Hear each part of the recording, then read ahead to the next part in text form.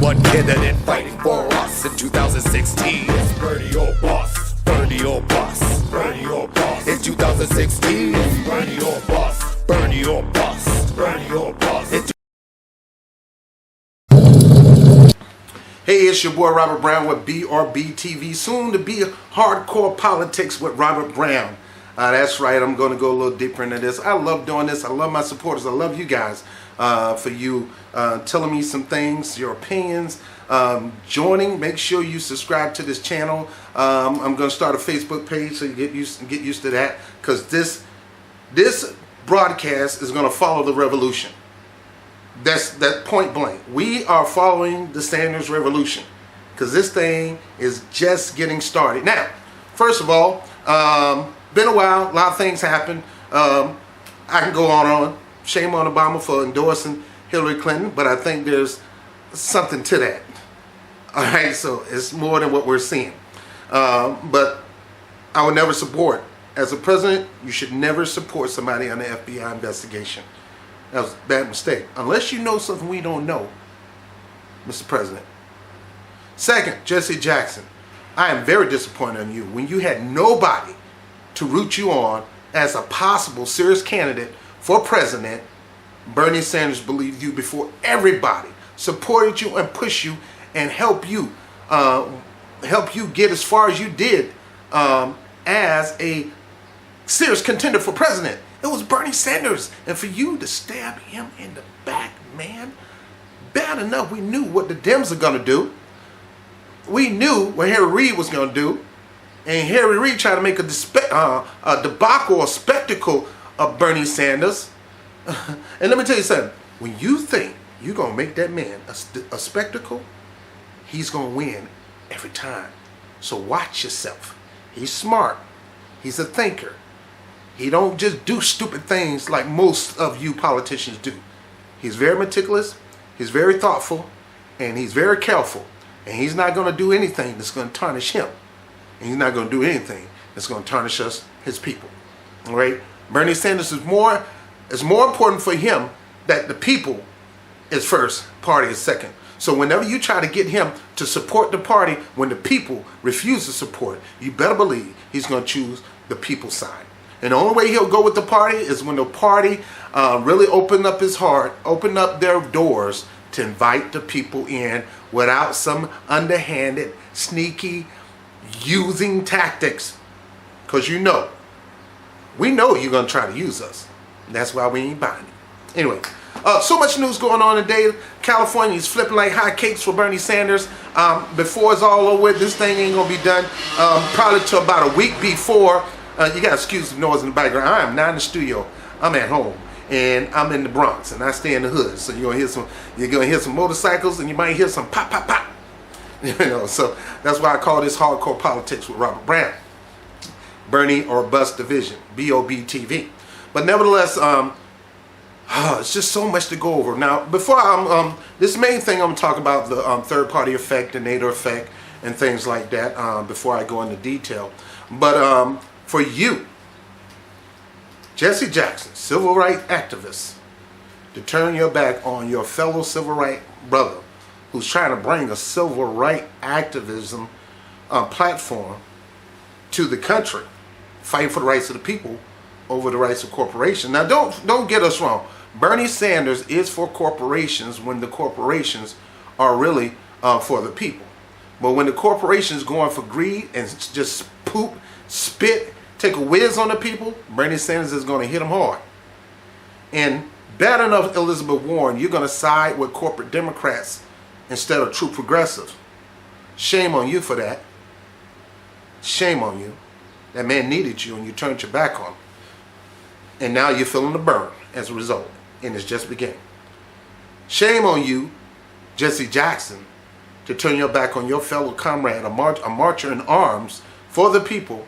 You know this man is the embodiment of Dr. Martin Luther King running as a president. I just tell people, imagine Dr. Martin Luther King running as president. That's Bernie Sanders. And you don't even support him.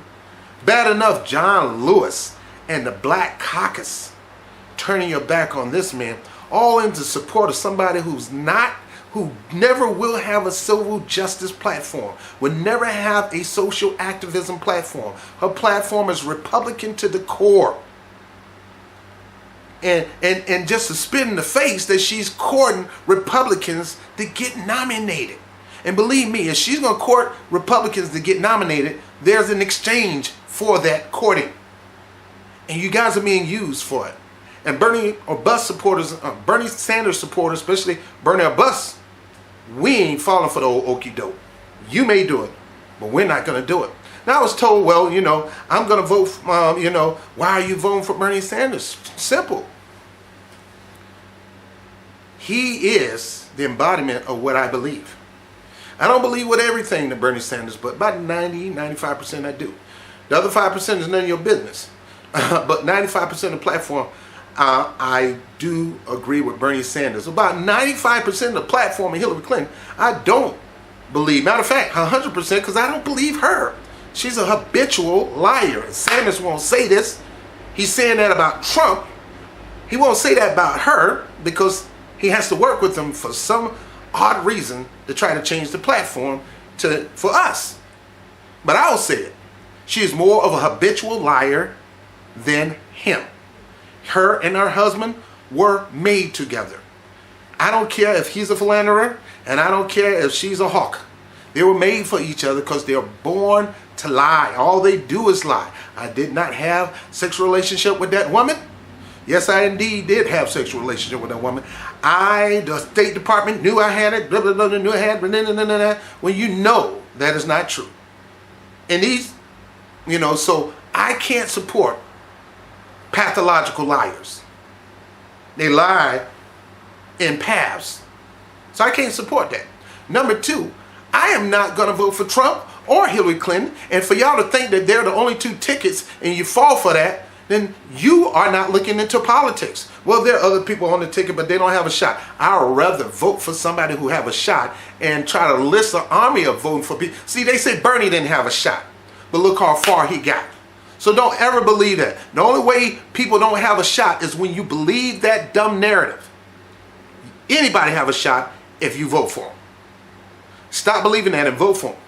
I'm not going to vote for two people, one under FBI criminal investigation, who may have violated the Freedom of Information Act, who may have violated the RICO along with her husband with the Clinton Foundation, racketeering laws, and who haven't violated the biggest one of them all, the Espionage Act.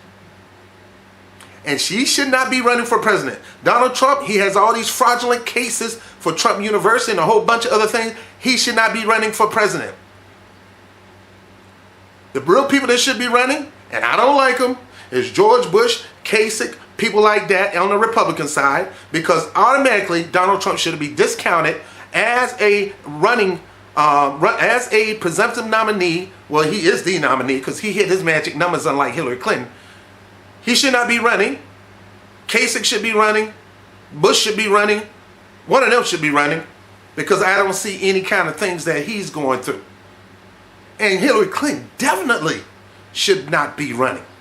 Her life was riddled with scandals. Whether they were debunked or not, it's not the point. Her life was riddled with scandals. And I don't think none of them was debunked. I think a lot of them was pushed away because of some kind of deal. So she shouldn't be running. And there are other people running. You got Jill Stein, you got people on the Libertarian Party, you got people in the Green Party, and there's other people that's going to be running, other people that's going to be on the ticket. I invite you to get to know them. But in the meantime, Bernie Sanders is in this race. And my next video is going to be called The State of the Race. All right? So, now, the Nader effect. Do Bernie Sanders have a chance of running third party? Well, we don't need a spoiler. Let me tell you something, Jeff Weaver and anybody else who don't want to entertain this idea. This is the time when you need to spoil it. Because if you do not spoil this election, you're going to allow two people who are under criminal investigation have a shot at the biggest position of all time, the biggest job, the most prestigious job, the most respectful job, you're going to allow them the opportunity to take that seat, knowing they're under criminal investigation, knowing that they're under criminal investigation. Knowing Trump, fraudulent cases, Hillary, criminal investigation left and right. You gotta spoil it. Now, people are going to say, well, not Ralph Nader was a spoiler. If it wasn't for Ralph Nader, we would have won the election. No. The reason we did not win the election in 2008, I mean, 2000, whatever, it's been a long time. The reason Al Gore did not win is because there was voter fraud, just like it's going voter fraud here today, and he did not challenge it. He did not challenge voter fraud nationally because there were signs of voter fraud nationally. And Bernie Sanders, if you don't challenge the voter fraud nationally, you're handing this over to two possible criminals. The voter suppression is huge. Huge. You can't say it's not happening. They cut the polling station in one state from 150 to, from 700 to, 150. Putting people who live in rural areas in a position that they got to catch a ride or catch a bus or something to go down and vote. Older people here in New York, I'm out there campaigning for you, brother, on behalf of TWU. And then I get older ladies coming to me telling me where the polling stations, they moved my polling station. Older, feral young ladies who can barely make it, with their walker with oxygen tank. Probably didn't even get a chance to vote because they moved the polling stations. So you got to challenge that. You talking about spoiling, you got to spoil. You got to challenge the voter fraud that's going on right now. That's the reason why Al Gore lost. You may have to run third party if they give you the boot. Why? Because this election need to be spoiled. You're going to let them vote in a possible criminal to run for office, and you're going to let that trying to be play ball when they haven't been playing ball from day one. Guccifer 2 showed that the DNC was in collusion to get Hillary on the ticket and get her elected, hoping to God that nobody challenged her. But even if they did, they was going to rig it for her to win. Guccifer got the paperwork too. Come on now. And then their collusion with the media, which is blatant, to make it seem as if she really won. And now the media is in collusion to try to fix the polls and make it seem like she's ahead of Donald Trump when she knows she's not. Donald Trump can make the biggest mistake with his big fat blabber mouth and still beat Hillary. You know why? Because Donald Trump don't have the record Hillary got as politician. She sucked as Secretary of State. She sucked as a senator in New York City. And she definitely will suck as a president. And I know you Hillary supporters don't like it. And don't get it personal. I love you, baby. I don't get it personal. At the end of the day, they can't help your personal pocket. They can't help your personal pocket.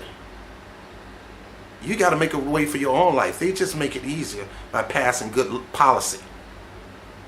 So, talking about Nader, Bernie Sanders, you, Weaver, whoever, you guys are no Nader.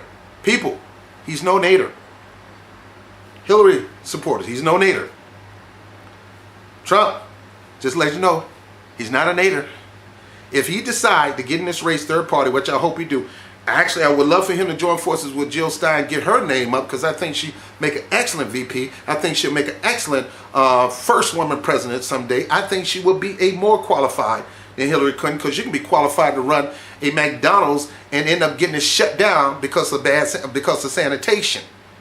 And that's what's going on now. She was running the State Department, and because of bad sanitation of those documents, Obama, you're supposed to be the most transparent organization, and you're going to let this ride? Come on, bro. Come on, Doc. Your legacy is on the line, man. And you ain't going to let this, no Tiger Woods this thing, baby. Don't let her mess this thing up for you. Look, no offense. No offense, don't get mad at me. I'm from the street.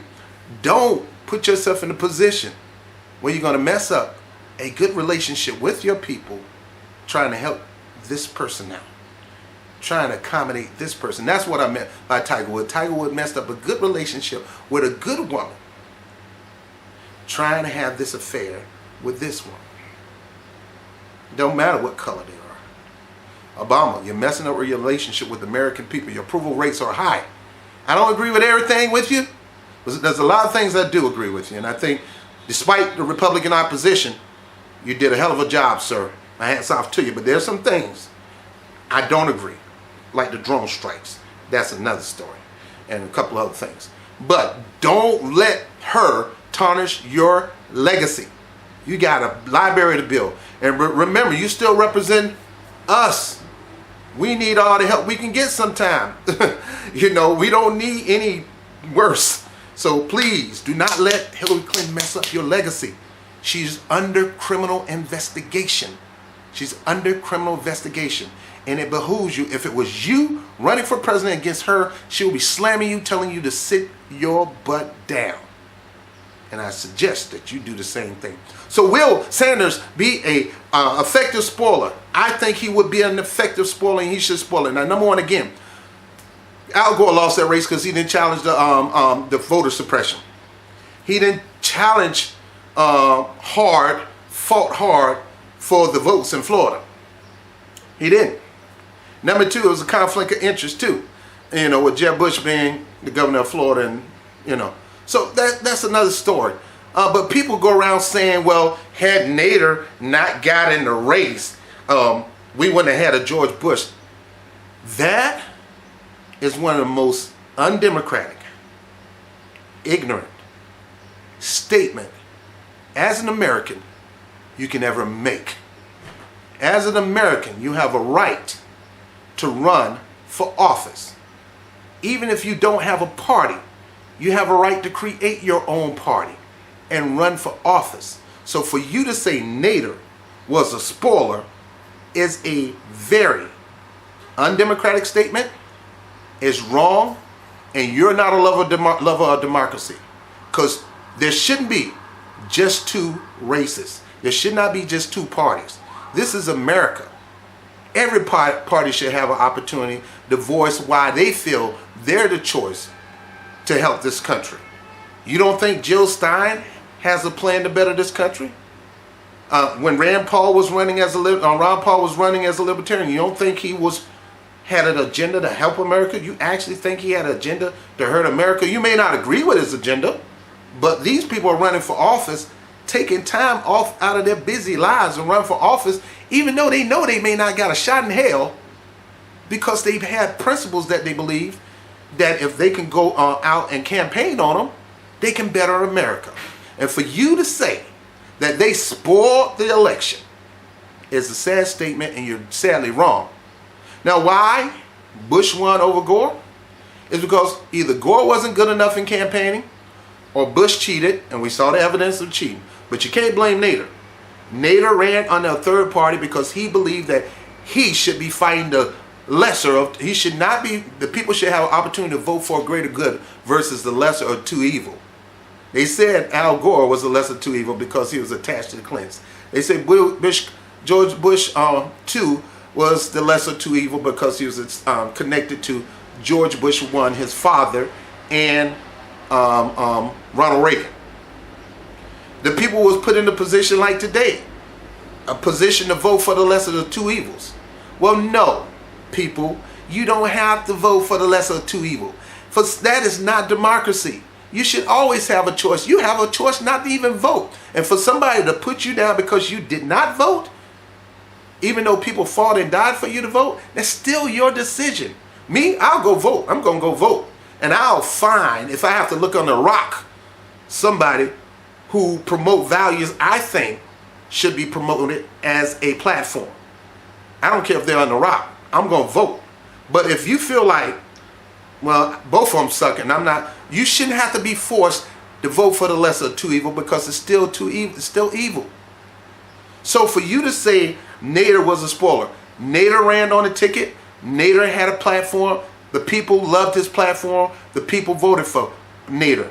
Those people were not your vote. For you to say Nader stole votes, he did not steal votes. Them people consciously walked in that booth and voted for Nader because they loved Nader, they loved his platform, and he did look better than the lesser, greater two evil. The problem is, you probably didn't take the time out to watch him. You probably didn't take the time to listen to him. You probably didn't take the time to understand what he was really promoting. Most people didn't. I know I didn't.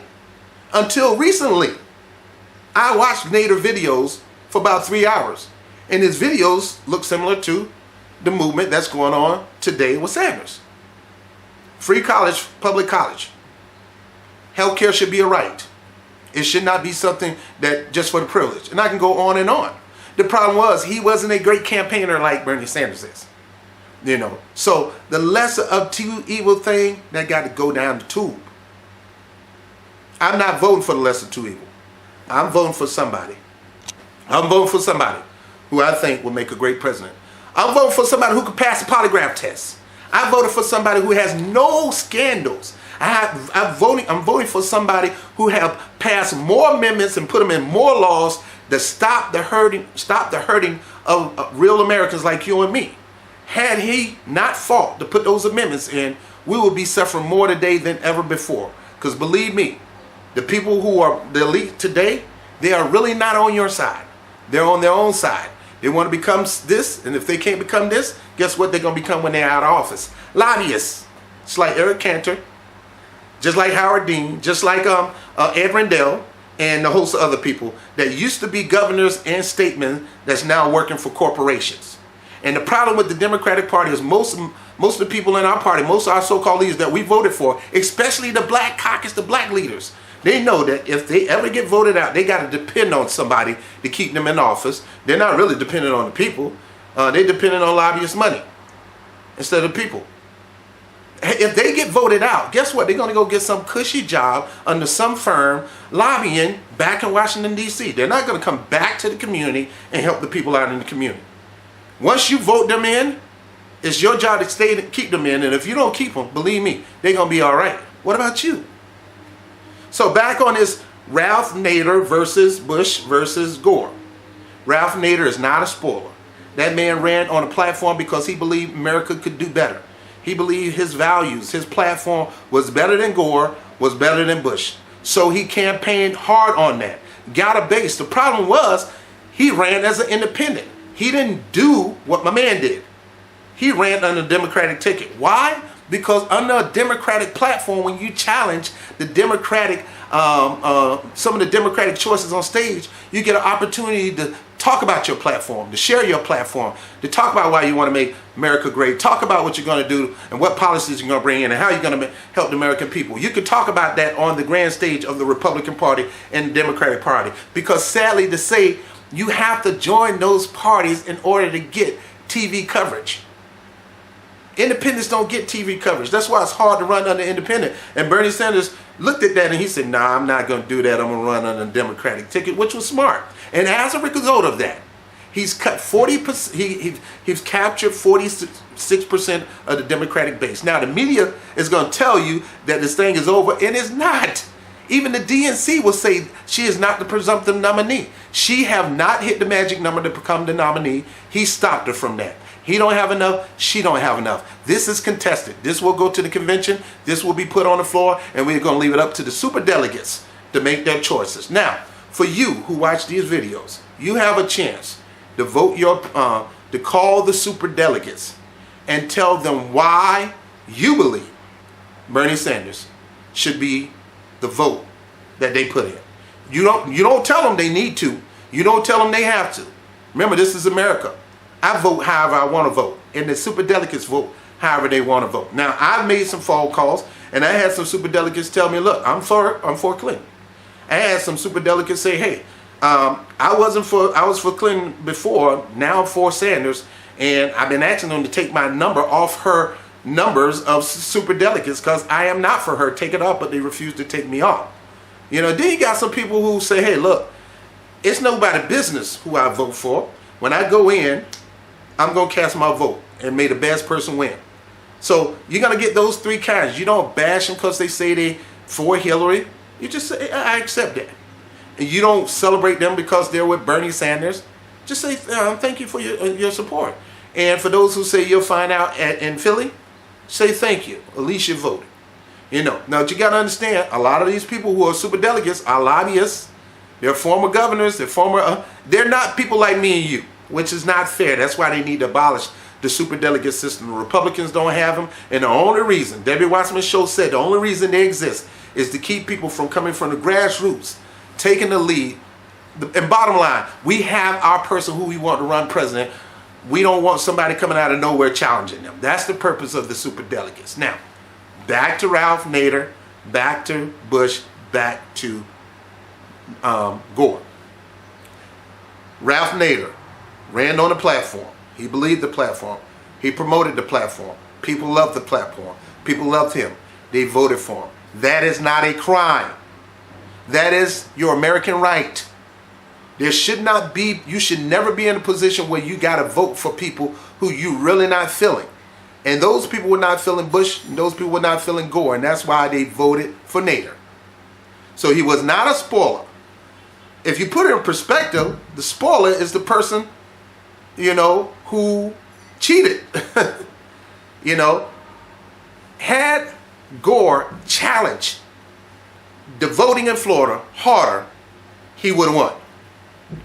That's why Bernie Sanders have not conceded, because there's widespread voter suppression all over the freaking place, in Massachusetts, in Arizona, in Ohio, in California, in New York. In New York alone, we got 100,000 people in Brooklyn who were heavily for support. They were purged off the roll. Wonder how that happened. So, and if Bernie Sanders don't challenge this, then of course, he's handed it over to two people who's under criminal investigation. And this is what gets me. Two people running for president under criminal investigation. They should not even be allowed to run. And according to the Freedom of Information Act, if you're president, if you're running for office and you're being accused or convicted for leaking documents, you cannot run for office. And sad to say, what I believe is going to happen is if Hillary Clinton, and there's still an if she is nominated, once those indictments come in the general and Donald Trump don't get indicted, guess who becomes the president? So you can't blame Bernie or Bush supporters like me, because I'm not going to vote for that. I am not voting for people under FBI investigation. I don't care if it were Bernie Sanders, I wouldn't vote for him. You're on investigation, bro. I'm not voting for you. I want somebody honest with integrity in office. So these things are going on in politics right now, and you really got to think about these things. So again, my last statement is this: Bernie Sanders is no Nader. You can't put him in the Nader category. So Jeff Weaver, I know what you said. You got to rethink this thing. He's not a Nader.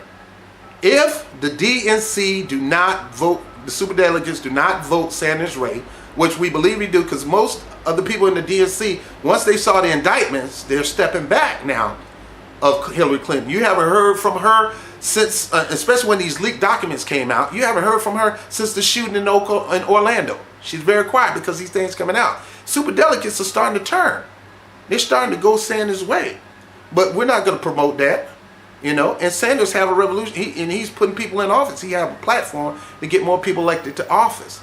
So in a way, he's winning this thing before the convention takes place. But a lot of them are stepping back.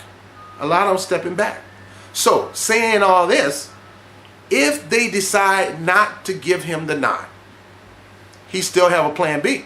Because Jill Stein of the Green Party says, hey, he can run on my ticket. I will step down as the presumptive nominee. She's been nominated twice for her party.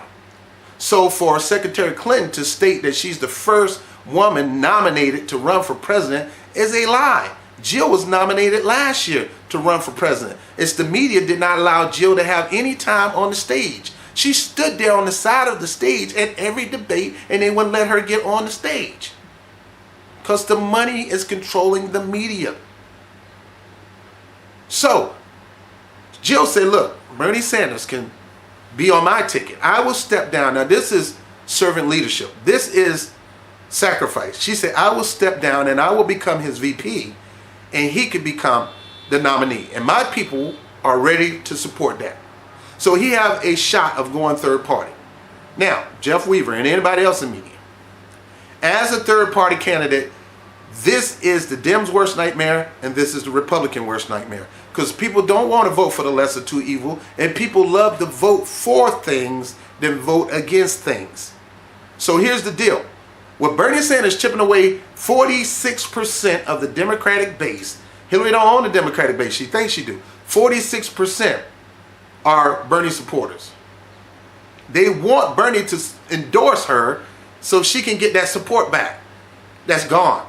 After what's been happening with the stuff that's been going on in this election, these people have a bad taste for her. They already had it before. Now it's just bad. And they talk to Bernie a bust, like me. It's just bad. So they're not going to go with her. And even if he endorsed her, they're still not going to go with her. And the thought of a man endorsing a corporate Democrat when he fights against them is an oxymoron. So 46% of that base is not going to go with Hillary. Hillary's only going to have to depend on the base that she have, which is 54% of the Democratic base.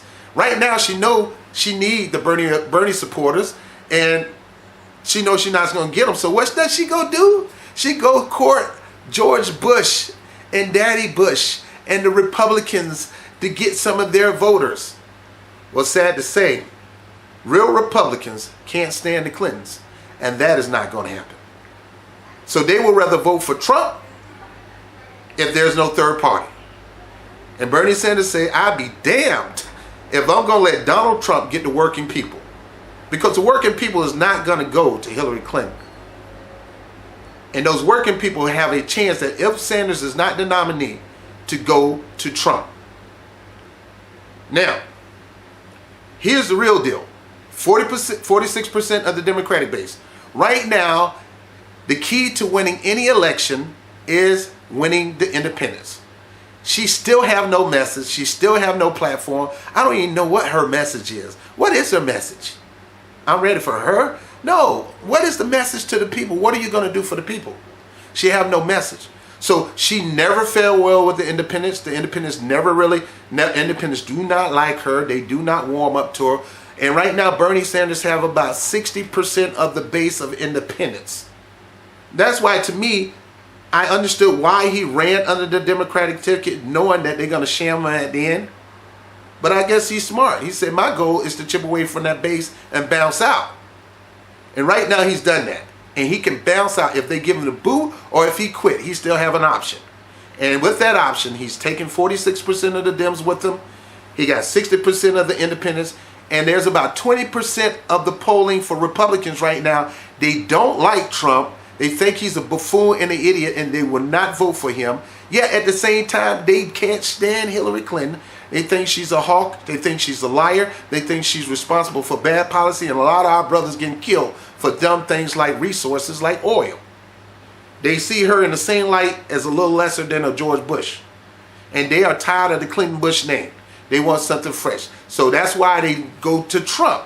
But with all the statements that Trump has made recently, they're shying away and they're looking for somewhere to go. And either they're going to go to Jill Stein and the Green Party, or they're not going to vote at all.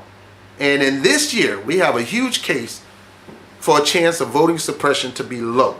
Very low. Because it's low when you don't have something to vote for. See, the voter turnout was high because Obama gave us something to vote for. Hillary Clinton's not giving us nothing to vote for. Donald Trump is not giving us nothing to vote for. The voter turnout will be low. Besides, again, both of them are under investigation, criminal investigation. Donald Trump for fraudulent things that he's done with Trump University and some of his business practice, and Hillary Clinton with the state secret. The emails and the hacking and the security risk and things like that. These two people are under investigation. Under investigation. And here's one man that's not under investigation. So, with the 46% of the Democratic base, 60% of the independent base, and about 10 to 20% of the Republican base, he stands a stronger chance of whooping both of them behind in the general than anybody. Now I know people say, well, every time we have a third party ticket, the person who's coming in third party don't usually win because they don't know how to drum up a base. They don't have a real central message, and they didn't know how to get the message out.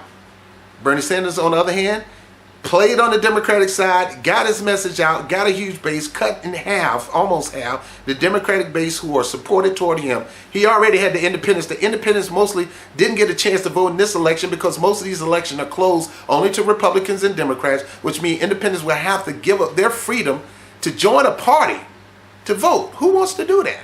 I don't want to do that. I don't want to be a party to vote. So in order for them to vote, they would have to join the party. In order for me to vote for Sanders this year, I had to join the Democratic Party. Do I like it? No. Do they have me right now? Yes.